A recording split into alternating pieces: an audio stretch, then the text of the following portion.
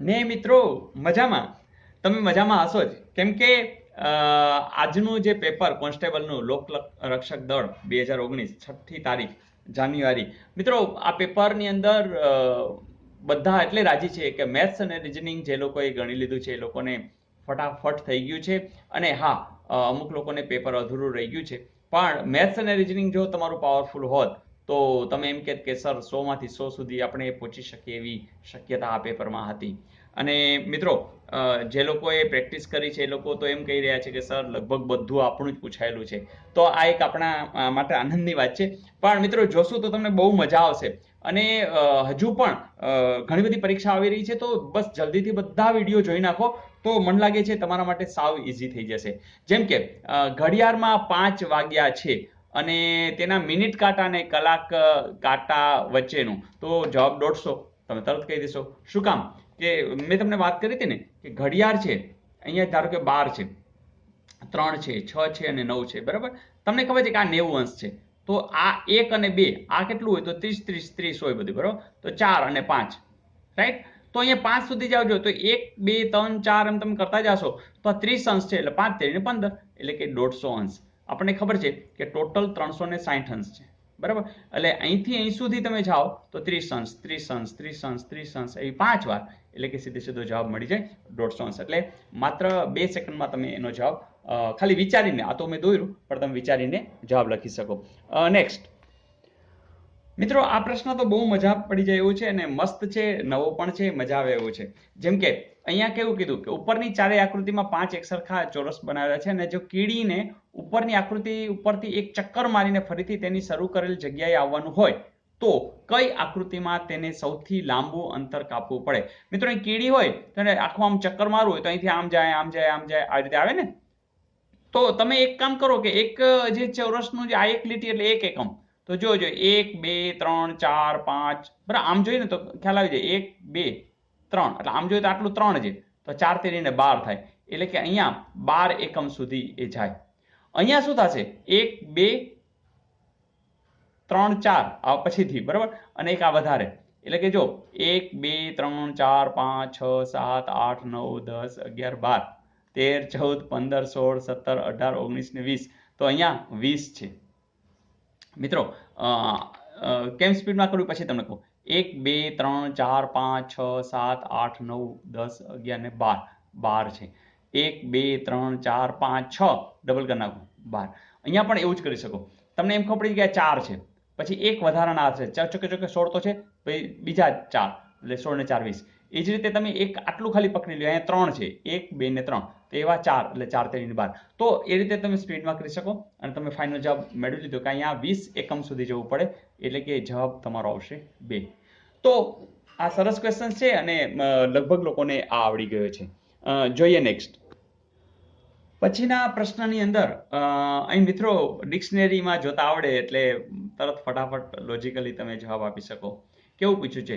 Kareena spelling આપ્યો છે, કેટરીના, કંગના અને કુસુમને અંગ્રેજીના આલ્ફાબેટિકલ ABCD એમ ક્રમમાં ગોઠવતા કોનું નામ ત્રીજું આવશે? મિત્રો બધી જગ્યાએ કે છે એટલે જાણીએ તો વાત પતી ગઈ. પછી A U છે એટલે આ તો છેલ્લે જ આવે, ABCDEFGU એટલે આ પતી ગયું. એટલે આ 3 વિશે જ વિચારવાનું રહ્યું. હવે એટલે બધામાં એ તો છે. હવે આપણે જાણીએ છીએ, જો અહીંયા R છે, T છે ને U, HIJKLMNOPQRST પતી ગયું. તો જવાબ કેટરીના છે. યસ.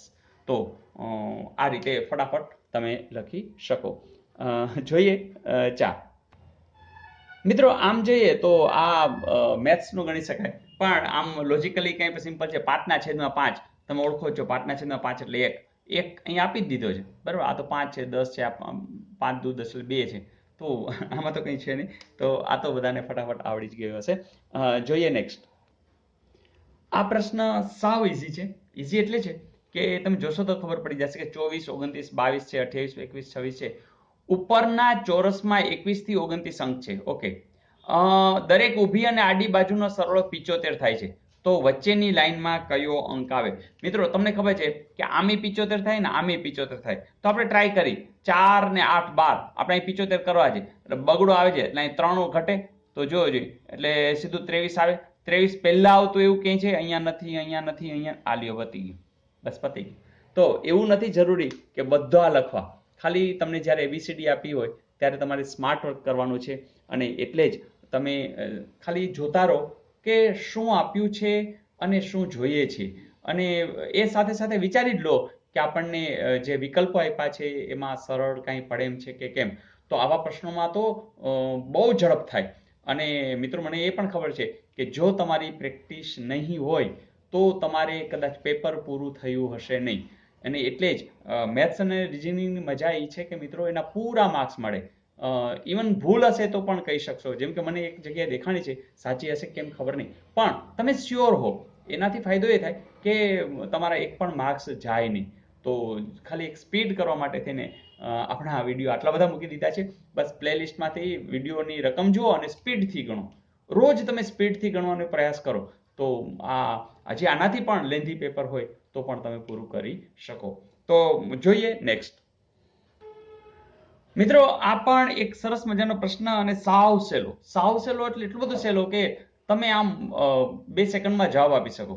મિત્રો મેં તમને આના પહેલા આ જ્યારે પાસા શીખડાવ્યા હતા ત્યારે મેં વાત કરી હતી. શું વાત કરી હતી? કે જ્યારે તમને આવી આકૃતિમાંથી પાસો બનાવવાનો છે ત્યારે એ તો તમને ખબર છે કે આ બરાબર, આની સાથે આ એટેચ છે, આની સાથે આ એટેચ છે, એટલે આને આ બાજુમાં છે, આને આ બાજુમાં છે, આને આ બાજુમાં છે.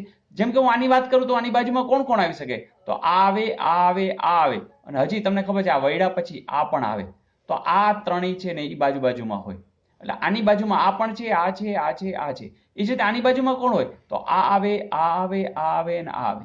આની બાજુમાં કોણ આવે? તો આ છે, અને આને આ જ્યારે વળશે ત્યારે આ પણ બાજુમાં આવશે. કહેવાની વાત એ કે જો એટલી માહિતી હોય તો તમે આ સ્યોરિટી સાથે કામ કરી શકો. જેમ કે જો બગડો, તગડો ને એકડો. હવે તમને ખબર છે એકડો ને બગડો બાજુમાં છે, તો તગડો છે એ બાજુમાં આવી જ શકે છે, કારણ કે તમને ખબર છે જ્યારે આ બાજુમાં છે, આ જ્યારે વળશે ત્યારે આ તો આવી જ જશે બાજુમાં. એટલે આ તો જાણ આવવાનું નથી. હવે એકડો, તગડો ને બગડો જોજો. આ એકડો બરાબર 1, એની સાથે 2 છે 3, તો આ એ જ વાત થઈ ને. તો અહીંયા ખાલી બદલાયું છે. તો આ પણ શ્યોરિટી સાથે કહી શકો કે આ તો શક્ય છે. એને શું પૂછ્યું છે? વિકલ્પ સાચો કયો નથી, તો આપણે એ શોધવાનું છે. હવે જો 5, 6 અને 2. હવે જો 5 ક્યાં આવ્યા? 5 ની બાજુમાં 6 છે, હા, પણ 2 છે એ બાજુમાં છે ના. 5 ની બરોબર સામે 2 આવશે, કારણ કે એક ટપીને એટલે એક્ઝેક્ટ આની સામે આવે. એટલે તમે શ્યોરિટી સાથે કહી દો કે આ જ એનો વિકલ્પ છે, એ આવશે, કારણ કે એ વિકલ્પ સાચો નથી.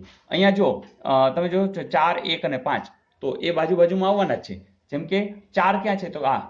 1 ક્યાં છે? આ છે. અને 5 ક્યાં છે? તો એ તો છે જ બાજુમાં, બરાબર ને. તો જ્યારે આ વળશે ત્યારે આ ત્રણેય બાજુમાં આવવાના જ છે. તો મિત્રો આવી કંઈક વાત. ધારો કે તમે નવા છો અને ધારો કે તમને આ સમજાતું નથી, તો કંઈ વાંધો નહીં, તમને 2 જ મિનિટમાં સમજાવી દઉં. મિત્રો હજી એકવાર ફરીથી સમજી લેજો. એટલું બધું સહેલું છે કે તમને એક કહી દઉં કે જ્યારે એકડાની વાત કરશો ને તો એની બાજુમાં કોણ આવે? એક તો આ બગડો આવે, પછી અહીંયા આ જ્યારે વળશે ને ત્યારે ઉપર આ આવશે ના. એટલે આ બાજુ સરખી. એ જ રીતે આખું વળી અને આ પણ આ બાજુ આવી જશે, એટલે આ પણ બાજુમાં આવશે. એટલે પાસની બાજુમાં એકડાની કોણ? તો 2, 3, 4 અને 5. ચાલો આને વિશે વિચારીએ. તો આની ઉપરની સાઈડ ને નીચેની સાઈડ તો બાજુ છે, અને આની બાજુમાં જ છે. એટલે 2 ની બાજુમાં કોણ આવશે? 1, 3, 6 અને 4. ચાલો આના વિશે વિચારીએ. તો 2 અને 5 એ તો બાજુમાં છે જ, પણ ઉપરનું 3 અને 4 પણ આવશે. આનું વિચારીએ તો આનો ઉપરનું ના નીચેનું આ તો આવશે. 6 પણ એની બાજુમાં આવશે, અને પાછો ફરીને એકડો પણ આવશે. તો આ બાજુ નથી. વિરુદ્ધનું પણ વિચાર લે તો 1 ની વિરુદ્ધ આ આવશે 6, કારણ કે એમાં જો વચ્ચે આવી ગયું. એ જ રીતે આની વિરુદ્ધ આ આવશે. તો આની વિરુદ્ધ આ, આની વિરુદ્ધ આ, આની વિરુદ્ધ આ, આની વિરુદ્ધ આ, અને 3 ની વિરુદ્ધ 4, 4 ની વિરુદ્ધ 3. તો મિત્રો આટલી વાત છે. ધારો કે હજી એ સમજાતું ન હોય તો તમારી સામે આ એક આખું રેડી છે કે અહીંયા તમે જુઓ આ જ રીતે મેં બનાવ્યું છે. હવે તમે જુઓ કે જ્યારે તમે આમ વાળો છો એટલે શું થશે કે આખું જો બની રહ્યું. આ તો એકડો છે, એની સાથે જુઓ કોણ જોડાઈ ગયું? આ 5 આવી રહ્યું છે ને. તો 1 અને 5 જો બાજુમાં આવી ગયા. એ જ રીતે આ ચોગડો પણ છે ને બાજુમાં જ આવશે. આ 1 ની બાજુમાં ચોગડો પણ આવશે, પાંચડો પણ આવશે. એ જ રીતે આ ઉપરનું હતું પણ એ પણ આવી જશે. એટલે કે આખો પાસો આ રીતે રચાઈ જાય છે. ખ્યાલ આવ્યો? તો હવે તમે કહી શકો કે બાજુમાં કોણ થાય? તો જ્યારે આ રીતે વિકલ્પ કરો છો ત્યારે તમને ખ્યાલ આવી જાય છે કે આ બંને સામસામે આવે છે. જુઓ, બરાબર, આને આ પણ સામસામે આવે છે, કારણ કે એ નીચે આવે છે. તો આ આખી વાત આ રીતે રચાતી હોય છે. મિત્રો તો તમે પણ આવું કંઈક બનાવી અને એકવાર આ જોઈ લેશો તો આના કોઈ પણ પ્રશ્ન પૂછાશે એ તમને જરૂર આવડે અને આવડે. તો મજા આવી દોસ્તો. તો આટલું સહેલું આ પૂછાયેલું હતું. આના મેં વિડીયો અગાઉ બનાવેલા છે, તમે પ્લેલિસ્ટમાંથી જરૂર જોઈ લેજો. જોઈએ નેક્સ્ટ. ને સાવ સહેલી વાત કે મોહન એક લાઈનના બંને બાજુથી 18મા ક્રમ, એટલે આમ જાય તો અહીં 18મો ક્રમ છે અને આમથી આવે તો 18મો ક્રમ છે. તો આ લાઈનમાં કુલ કેટલા વ્યક્તિઓ? તમને ખબર જ છે, આપણે જોયું હતું કે અહીંયા 17 જણા બેઠા હોય તો જ 18મો આવે. અહીંયા 17 હશે, અહીંયા 17 હશે અને એક આ મોહનભાઈ પોતે.